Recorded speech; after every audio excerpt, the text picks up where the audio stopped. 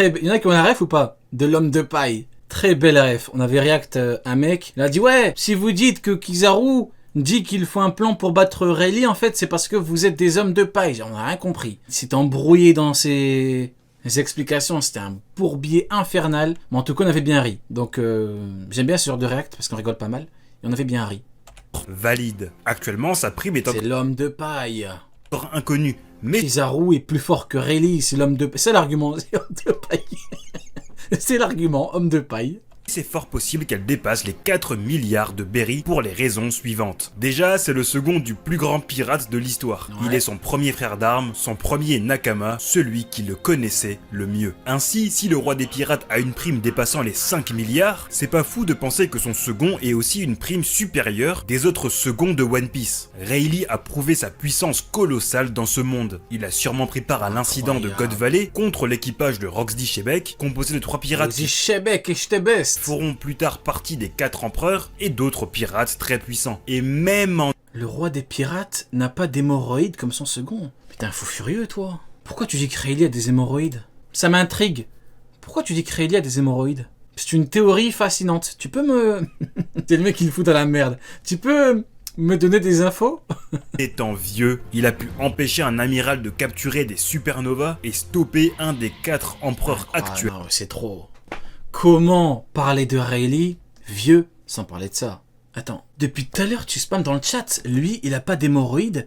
Rayleigh retire les hémorroïdes des gens. Kizaru a peur pour ses hémorroïdes. L'homme de paille a des hémorroïdes de paille. Mais t'es un malade, gros. Mais t'es un fou furieux. L'homme de paille a des hémorroïdes en paille. Mais t'es zinzin, mon ref. T'es un fou furieux, frérot. Et ce sera en rediff sur Rio Prime. Ce sera en rediff pour que tout le monde voit à quel point t'es un fou furieux.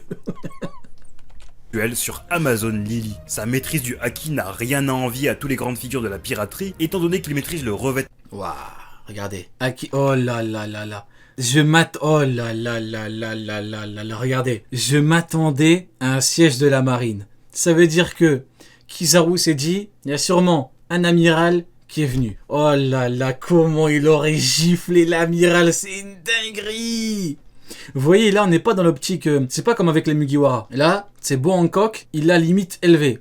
C'est sa fille adoptive. Hein. Là, t'as un mec qui l'étrangle. Mais s'il y avait Fujitora qui était là, mais il l'aurait tué. Il l'aurait tué. Regardez comment il l'étrangle. Il l'aurait tué. Mais c'est un truc de fou. Regardez comment il est. Mais pas d'une ampleur à changer la forme de l'île. Je suis désolé d'arriver en retard, Hancock. Rayleigh, le seigneur des ténèbres. Ouah, c'est une dinguerie. Vous vous rendez compte? Quand les gens le voient, ils disent c'est le roi des enfers, le roi des ténèbres. Du haki des rois, dont seule l'élite en est capable. Évidemment, on compare Rayleigh à Kizaru, un peu de sérieux, les mecs. Comme tous les anciens membres de l'équipage de Roger, il est au courant de l'histoire du siècle oublié. Franchement, pour être honnête, j'ai même hésité à mettre Rayleigh plus haut dans le classement. Mais le fait qu'il ait pris sa retraite... Voldemort, les mecs, je te jure, Voldemort. Faut pas dire son nom. Il n'attaque pas le gouvernement mondial, ont fait que j'ai décidé de placer une prime de 4 milliards 13 millions 500 000 berry pour sa capture. Pourquoi un chiffre aussi précis? Tout simplement car Rayleigh est né le 13 mai, et donc 13 pour le jour et 5 pour le mois. Cependant... Ah oui... Les fous furieux qui nous disent Rayleigh... Ah mais c'est l'homme de paille. Rayleigh, il a pu faire partir Barbe Noire grâce à sa réputation. C'est un truc de fou. Rayleigh a été dépassé par un de ses anciens Nakama, qui est le personnage suivant. Shanks aux cheveux rouges. Ah, il est là, le GOAT. C'est lui le GOAT de l'ère post-Roger. Lui, c'est un kid, voum, giflé. Aramaki, voum, giflé. Ah, c'est quelqu'un. Et c'est 4 milliards 48 millions 900 000 berry. L'empereur qui est au cœur de tant de discussions en ce moment. Son évolution dans la piraterie a été très rapide, car il a rattrapé d'autres pirates bien plus âgés que lui, et les a peut-être même Faut encore dire que... Allez, c'est bon, je m'étais... dépassés. Et donc pas étonnant que lorsqu'il était jeune, certains voyaient en lui un énorme potentiel. Je pouvais voir que Shanks avait un avenir tellement prometteur devant lui. Regardez, regardez, il y a Roger... Shanks, regardez, il y a Baggy qui se planque. Baggy le voyait comme le successeur de Roger et s'attendait à ce qu'il reprenne le flambeau. Or, pour une mystérieuse raison, Shanks ne l'a pas repris. Mais ça ne l'a pas empêché d'obtenir une prime de 1 milliard 42 millions 12 ans avant la temporalité actuelle de One Piece. Dites-vous que lorsque Iguma renverse de l'alcool sur Shanks, il le fait sur un pirate qui dépasse le milliard de berry. Et vraiment, l'illustration de la prime ne définit pas la puissance, car Shanks n'est pas plus faible que Kaido et Big Mom. Et ça, on l'a vu tout récemment. D'ailleurs, dans sa prime actuelle, on peut lire Shiyaku, en référence à son prénom, prononcé en japonais Shiyankusu. Et étant donné que l'on sait qu'il a été retrouvé dans un coffre Pas mal, hein, j'aime beaucoup le truc des primes. Hein. C'est vraiment pas mal. trésor par Goldie Roger après l'incident de God Valley, ça se trouve, Shanks n'est même pas son vrai prénom. Et comme tous les fans de One Piece, j'ai hâte d'en savoir plus sur son passé. Mais pour l'instant, le personnage juste au-dessus de Shanks pas mal, hein. est encore une fois une prime inconnue. Car cette fois, nous parlons Ah, il est là. Shiki le lion d'or. Bon, pour moi, il n'y aura pas de prime. Mais si un jour on l'a, ouais, il avait une flotte de zinzin. Il a combattu... Il est parti à Marineford tout seul. Il a combattu Garp, Sengoku, il a fait une pleine marine. Il a détruit la moitié du truc. Et après, il s'est évadé d'Impel Down. Ouais, big prime. Hein. Big prime.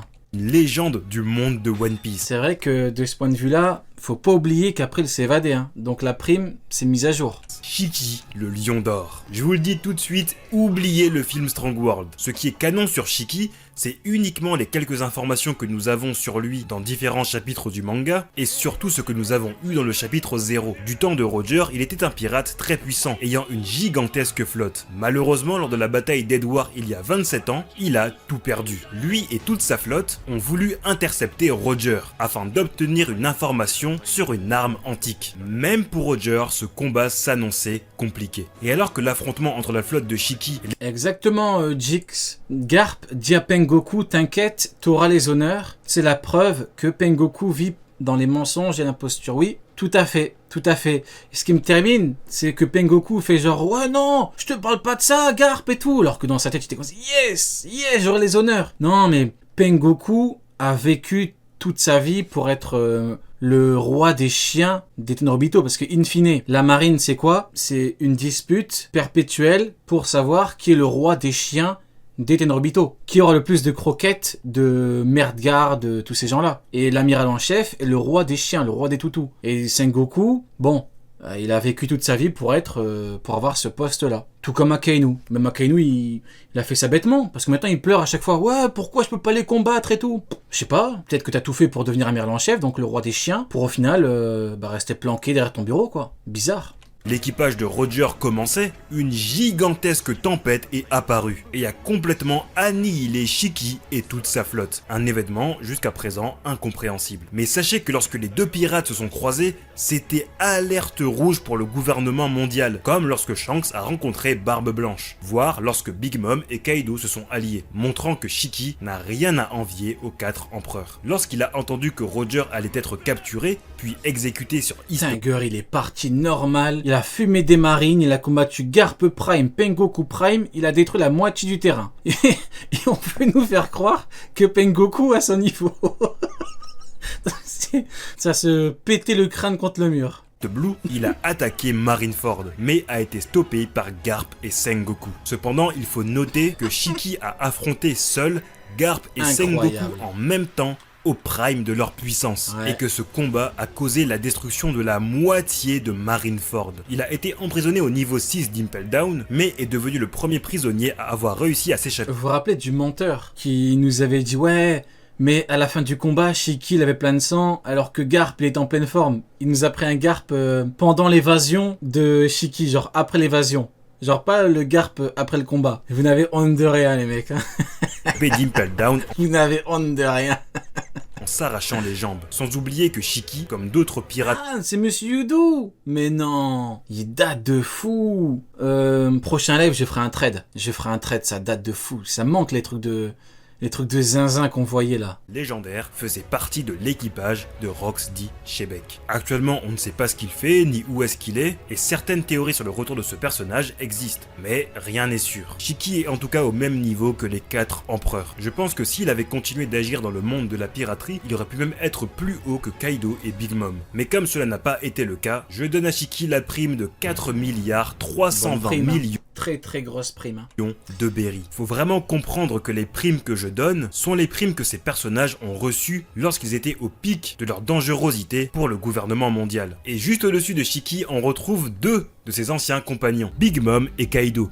tous deux respectivement à 4 milliards 388 millions de berry et 4 milliards 611 millions 100 000 berry. Pourquoi ces chiffres précis? Eh bien dans celle de Big Mom, on trouve 2 fois le chiffre 8 qui se prononcerait haha, soit maman en japonais, en référence à son pas mal du tout. surnom Big Mom. Pour Kaido, on retrouve... Ouais, donc en fait, les jeux de mots avec les primes, ça date pas d'hier, hein.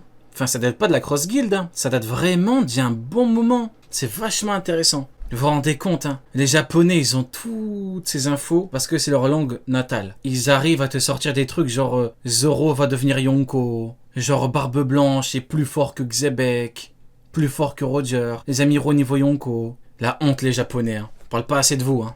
trouve l'enchaînement 110. C'est le mec qui veut s'en prendre à tout un peuple. La honte, les Japonais. Vous devriez avoir honte de vous. Vous avez tout en premier avec votre langue natale. Et vous arrivez à comprendre les trucs à l'envers. Non, la honte, les mecs. Prononçons en japonais Hyakuju, en référence Non, je suis mauvais. Je rigole, les Japonais, je rigole.